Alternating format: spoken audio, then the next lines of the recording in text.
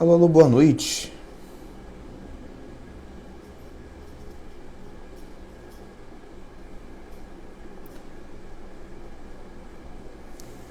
Estamos ao vivo. Pessoal que está entrando ali. Jaine Rocha, boa noite.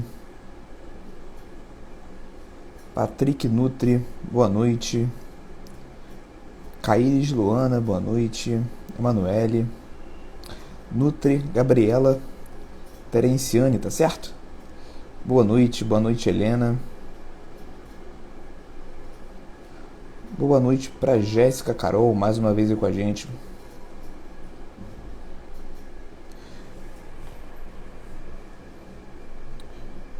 Chefe Luísa, boa noite. Galera, pessoal que já tá aí, tudo certo com a imagem, tudo certo com o áudio?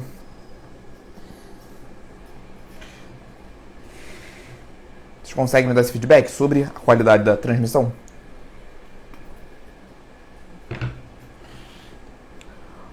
Boa noite, Everton Figueiredo, Tatiele Heloísa. Vamos para as nossas últimas lives do ano, né? Reta final de 2022. A Helena comentou que tá tudo certo com o áudio, com a imagem. Maravilha. E já convido vocês a deixarem as perguntas sobre esse tema. Então, se você já tem alguma dúvida sobre essa parte de cálculo do gasto energético, sobre essa parte de fórmula, pode deixar aqui no chat ou então na caixinha. Porque a ideia dessa live de perguntas e respostas é justamente essa. Eu trago um tema para guiar a live do dia, mas as próprias perguntas de vocês vão alimentando essa live, beleza? Então, se já tiver qualquer dúvida sobre esse tema, pode mandar. Eu vou fazer uma introdução sobre esse tema e vou começar a responder as dúvidas de vocês, beleza? Então, pauta de hoje, galera. Como utilizar fórmulas para calcular o gasto energético do nosso paciente. Esse é um tema que gera muita dúvida. Então, quando eu saí da faculdade, eu não tinha o menor conhecimento sobre fórmulas específicas para públicos específicos. Eu já contei isso em vários eventos da Escola de Nutrição Esportiva. Eu utilizava as mesmas fórmulas para todos os pacientes, né? E hoje a gente tem que ter esse discernimento que fórmulas, elas são desenvolvidas para públicos específicos. Então, se eu vou desenvolver uma fórmula para indivíduos com sobrepeso, com obesidade, eu vou utilizar como base, né? Vou estudar grupos de indivíduos obesos, certo? Com base nisso, com base no resultado da calorimetria indireta desses pacientes, né, que é o método ouro, eu vou construir uma fórmula que vai me apresentar um resultado próximo daquele resultado expresso pelo padrão ouro, que é a calorimetria indireta, beleza? Então, só para contextualizar para quem não sabe o que é o gasto energético basal, o gasto energético de repouso, melhor dizendo, o paciente vai lá, faz o teste com a calorimetria indireta, né? Vocês podem pesquisar depois sobre esse aparelho. O resultado dessa calorimetria indireta, apresentado por esse padrão, por esse método padrão ouro, é o gasto energético de repouso desse paciente. Então, esse aparelho, a calorimetria indireta, é um aparelho muito caro que nem sempre nós vamos ter acesso no nosso dia a dia de consultório. Inclusive, na minoria das vezes, nós vamos ter a disponibilidade desse aparelho para utilizarmos com os nossos pacientes. Então, o que os pesquisadores fazem com base nos resultados da calorimetria indireta? Eles vão lá e constroem fórmulas, né, onde nós aplicamos os dados do paciente e aquela fórmula vai encontrar um resultado de gasto energético de repouso parecido do que se aquele paciente realizasse o teste da calorimetria indireta, beleza? Então, expliquei aqui de uma forma bem breve, bem simplista, como que são construídas essas fórmulas para calcular o gasto energético do nosso paciente, beleza? Mas a informação principal é, se eu estou estudando, né, indivíduos com sobrepeso, se eu estou analisando indivíduos com sobrepeso através do método da calorimetria indireta, para dessa forma construir uma fórmula, né, para calcular o gasto energético desses pacientes, como eu falei, eu estou estudando indivíduos obesos, certo? O grupo que eu estou utilizando, os voluntários que eu estou utilizando, né, tem sobrepeso, tem obesidade. É diferente para aquela fórmula que eu vou utilizar para aqueles outros pacientes como por exemplo fisiculturistas, né, que eu utilizei como voluntários para a construção dessa fórmula. Tá fazendo sentido essa linha de raciocínio, galera? Se tiver fazendo sentido, vocês vão deixando o like que eu vou entendendo que vocês estão conseguindo compreender, beleza? Mas a ideia principal é essa. Fórmulas são desenvolvidas, construídas para públicos específicos. Eu não posso utilizar a mesma fórmula para todos os meus pacientes, porque dessa forma, para algum desses pacientes, eu vou estar errando. Beleza? Uma boa noite para Alessandra, Nutri Utielen, Sara Tavares, Mônica Carbonaro. Beleza, pessoal? Então, né, essa é a linha de raciocínio para a construção de uma fórmula para calcular o gasto energético de repouso do meu paciente. Se eu não tenho acesso a uma calorimetria direta, que é realmente um aparelho muito caro, para analisar o gasto energético de repouso do meu paciente, eu vou utilizar essas fórmulas. E, na grande maioria das vezes, utilizando a fórmula correta para o paciente correto, você vai chegar em resultados bem próximos daqueles que o aparelho de calorimetria indireta apresentaria, certo? Então, de fato, não é uma necessidade, principalmente em um primeiro momento, você ter esse aparelho ou acesso ao aparelho de calorimetria direta. Então, uma vez que a gente tem acesso a essas fórmulas, né, cabe também ao nutricionista, é nisso que eu queria tocar hoje com vocês, a capacidade de discernimento de saber se deve ou não utilizar uma fórmula. Eu poderia muito bem abrir essa live e falar para vocês, para público X, você vai utilizar a fórmula Y. Né? Para público Z, você vai utilizar a fórmula W. Eu podia simplesmente colocar aqui uma informação vazia, né? Uma informação robotizada, como você pode aplicar as fórmulas para diferentes públicos. Mas o trabalho do nutricionista ele vai além disso. Até porque analisar o paciente de acordo com as individualidades dele já gera essa interpretação que para alguns pacientes, não necessariamente você precisa calcular o gasto energético de uma forma tão específica, de uma forma tão matemática. Eu vou colocar aqui para vocês um cenário. Digamos que chega no seu consultório um paciente com obesidade. Um paciente com obesidade e péssimos hábitos alimentares. Então, ele relata para você que ele come doces no café da manhã, no almoço ele vai no self-service, às vezes ele come lasanha, às vezes ele come macarrão com salsicha, com frango frito. Né? Tem dias que ele come hambúrguer, tem dias que ele come pizza. Né? Fica até o horário do jantar sem comer nada, mais uma vez come lasanha, pizza, hambúrguer. Para esse paciente que procurou a sua ajuda profissional com o objetivo de emagrecimento, com o objetivo de qualidade de vida, com o objetivo de saúde, existe a necessidade de você calcular o gasto energético desse paciente? Provavelmente não. Só através de substituições, só através de um início, um primeiro passo de reeducação alimentar com esse paciente, já é o suficiente para colocar esse paciente em déficit calórico. O que é esse contexto metabólico do déficit calórico? É um contexto onde o paciente vai estar gastando mais energia do que consumindo.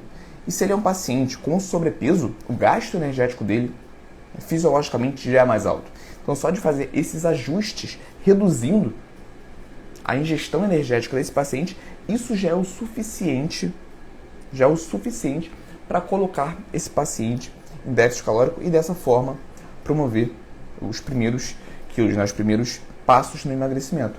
Então, não é porque você tem esse conhecimento de fórmulas, se você sabe utilizar as fórmulas, que você deve utilizar isso com todos os pacientes. Você deve saber interpretar aquele paciente naquele momento. Tudo bem? Então, nesse caso, um caso como esse que eu acabei de citar aqui, se você faz uma dieta, né, muito quantitativa, leva em consideração apenas as calorias e não toda a progressão do emagrecimento desse paciente, reduzindo de forma progressiva esses alimentos mais calóricos, isso também pode atrapalhar os seus resultados. Não é simplesmente calcular qual dieta seria o ideal para ele. Até porque, se você prescreve uma dieta perfeita, mas que está completamente fora da realidade daquele paciente, certamente esse paciente ele não vai ter a adesão necessária para alcançar excelentes resultados no médio e longo prazo. Beleza? Então, fórmulas são importantes, mas não são o único método para você pautar a sua prescrição. Tá fazendo sentido, galera? Boa noite para o pessoal que está chegando agora.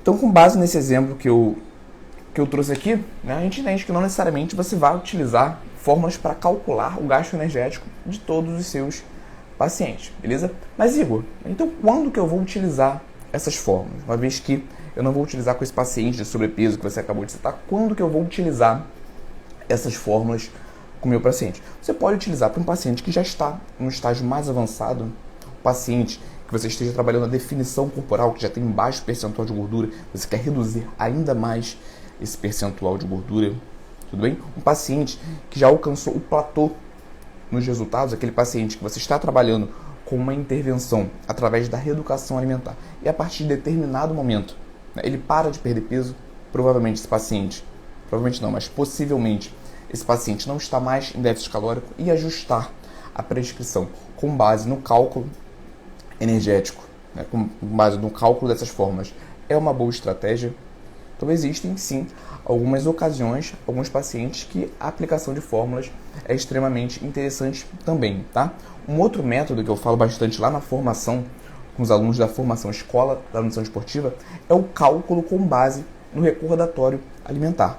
Bom, você vai receber no seu consultório, em algumas oportunidades, pacientes que são muito regrados, tudo bem? É uma minoria, mas esses pacientes, eles aparecem. Aquele paciente que todo dia consome os mesmos alimentos, nas mesmas quantidades, parte das vezes esse paciente já vem de um outro acompanhamento nutricional, então ele já tem uma rotina padronizada, uma rotina alimentar padronizada, e nesse caso você pode pautar a sua prescrição com base naquele recordatório. Como assim, Igor? Digamos que você esteja atendendo esse paciente, um paciente que realmente tem uma rotina alimentar padronizada, que, como eu já falei, é uma exceção, tudo bem? Mas esses pacientes aparecem. Você pode anotar o recordatório alimentar desse paciente, quantidades, né, com base na medida caseira, ou então até mesmo no peso dos alimentos, se ele é um paciente que tem o hábito de pesar os alimentos, você pode anotar esse recordatório alimentar completo, calcular o quanto de calorias, o quanto de macronutrientes esse paciente está ingerindo por dia e, com base nesses dados, você realizar a sua prescrição. Então, se é um paciente que você está trabalhando com o objetivo de hipertrofia, ele está fazendo um consumo de 2.000 calorias por dia, mas não consegue progredir com os resultados, até mesmo através das avaliações nutricionais, você está avaliando que esse paciente não está evoluindo no ganho de massa muscular, você pode fazer isso, pautar a sua prescrição com base nesse recordatório de 2.000 calorias. Então, se ele consome 2.000 calorias e não está evoluindo, você pode aumentar essa ingestão energética, ali para 2.200, 2.300 calorias, tudo bem? Então, é uma opção também você pautar a sua prescrição com base no recordatório do paciente. Deixa eu começar a abrir as perguntas de vocês aqui nas caixinhas.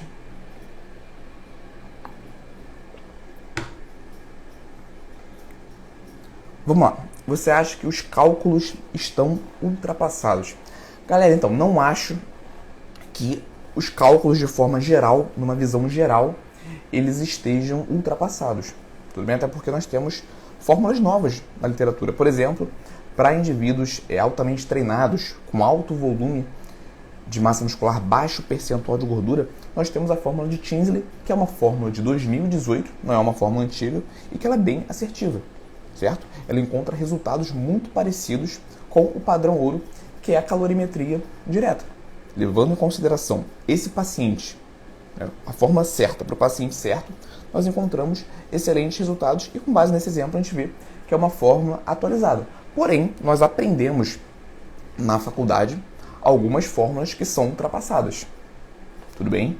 Então, nós aprendemos muitas fórmulas ultrapassadas na faculdade, ou então fórmulas que não necessariamente são ultrapassadas, mas se você aplica para o público, né, errado, os resultados eles vão estar distantes da realidade. Então, uma visão geral, respondendo essa pergunta de uma forma mais abrangente, não acho que os cálculos estão desatualizados. Nós temos cálculos novos, né, assertivos, disponíveis na literatura. Porém, em algumas faculdades ainda são pregados esses cálculos mais antigos e, dependendo do paciente, você está aplicando esses cálculos mais antigos, a sua conta ela não vai fechar da melhor maneira possível. Certo?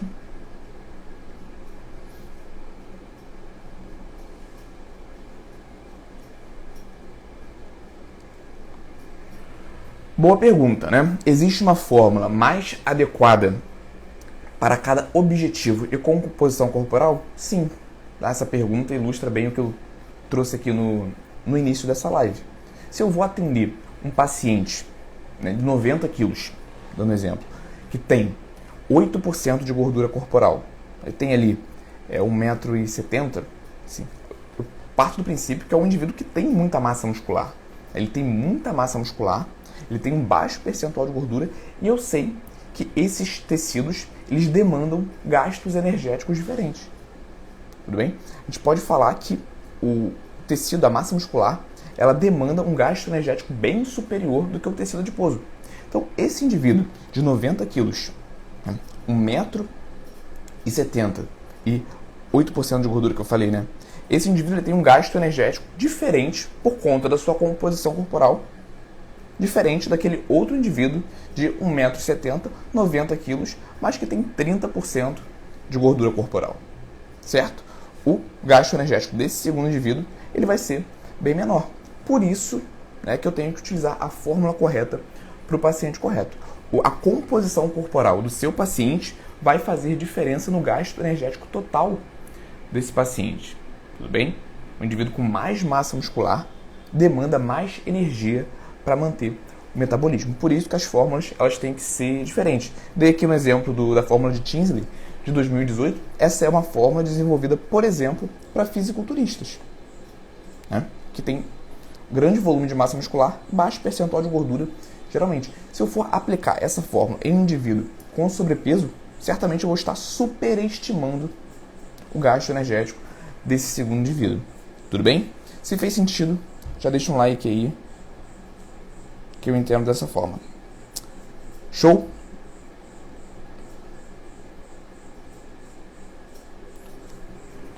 Vamos lá, galera. Essas fórmulas são calculadas à mão ou por programas. Por programas, galera. Se você for calcular essa fórmula na mão, primeiro que você vai ter um trabalho enorme e desnecessário.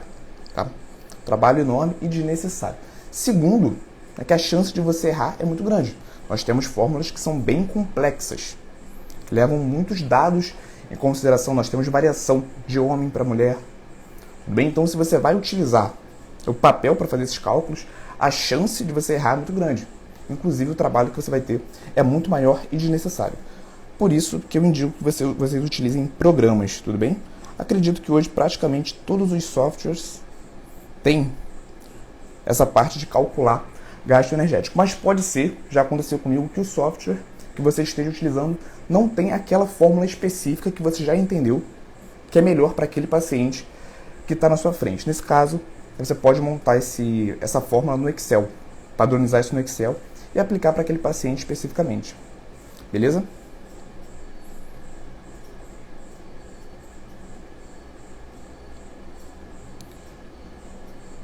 Temos dúvidas, galera? Mandem as dúvidas de vocês.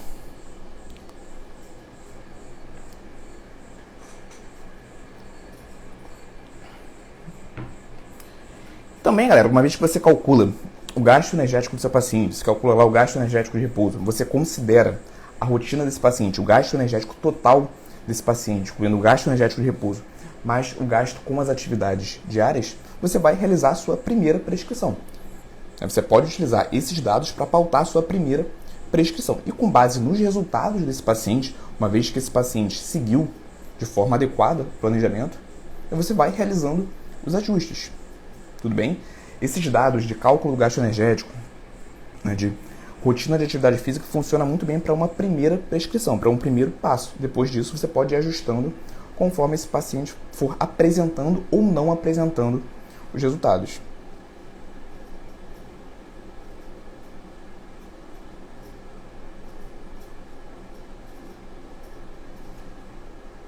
Certo?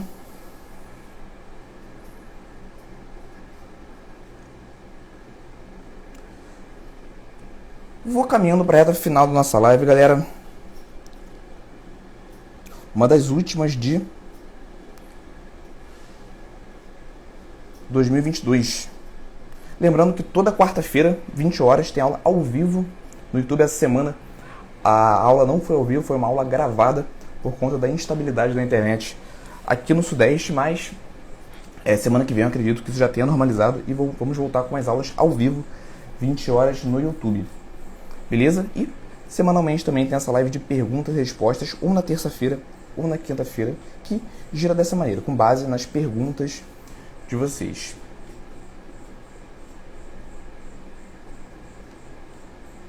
Uma pergunta que eu esperava que vocês fizessem e vocês não fizeram. Igor, qual fórmula eu utilizo, né, para indivíduos com sobrepeso e obesidade? Fórmula de Mifflin. Galera, uma fórmula muito assertiva para esse público especificamente. Público de sobrepeso, obesidade, até mesmo para indivíduos eutróficos. É uma fórmula que se apresenta de forma bem assertiva. Tudo bem? O que eu quero dizer quando eu falo que uma fórmula é assertiva? Quando você aplica essa fórmula no paciente, com os dados do paciente, o resultado que você encontra é um resultado bem próximo, caso você utilizasse a calorimetria indireta nesse paciente, que é o método padrão ouro. Então, quando eu falo que uma fórmula ela é assertiva, é isso que eu estou querendo dizer. Beleza?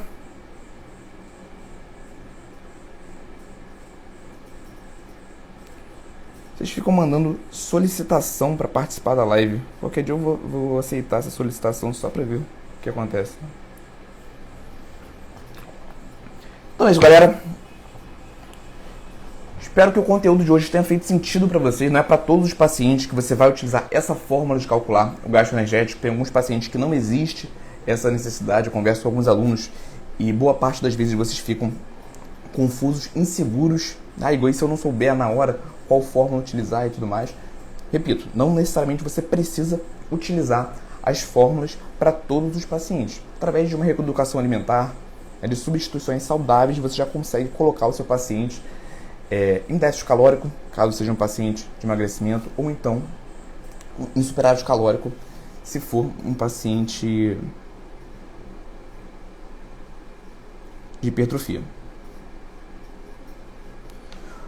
O João mandou uma pergunta não necessariamente relacionada com o assunto, mas uma pergunta interessante. Se eu diminuir a quantidade de carboidrato na dieta, posso perder músculo? Resposta é que sim, João.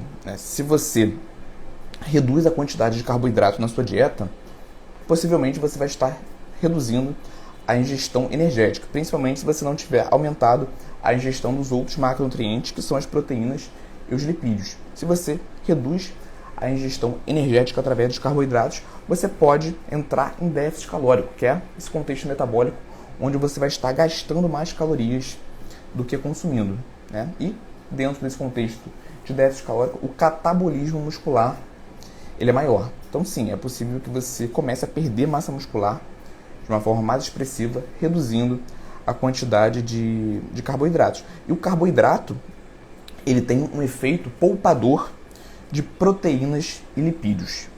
Tudo bem? Isso tem um lado bom e o lado negativo, né? Então, se você aumenta a ingestão de carboidratos, você reduz a utilização de proteínas, aminoácidos e lipídios como fonte de energia. Então, se você aumenta a ingestão de carboidratos, você reduz a geração de energia através dos aminoácidos e lipídios. Se você reduz a ingestão de carboidratos, você aumenta a geração de energia através de aminoácidos e através de gorduras. Beleza, pessoal?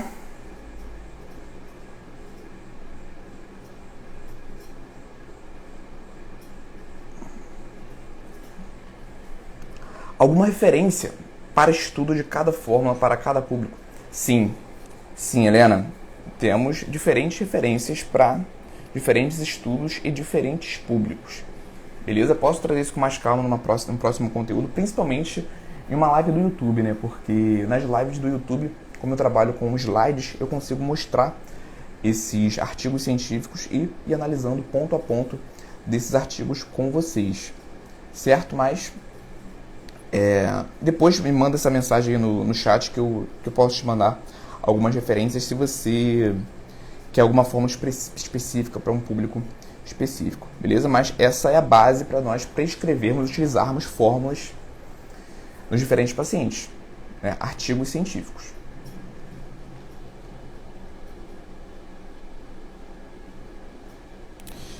Então é isso, pessoal. Vou ficando por aqui. Nos vemos agora na semana que vem, quarta-feira, acredito, 8 horas, com a live lá no YouTube.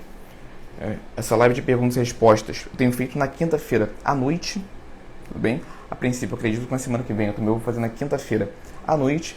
Então, próxima live, próximo conteúdo ao vivo, quarta-feira que vem, 20 horas. Se você não quer perder esses conteúdos gratuitos, exclusivos aqui da Escola da Nutrição Esportiva, se inscreve para receber as notificações de aulas semanais.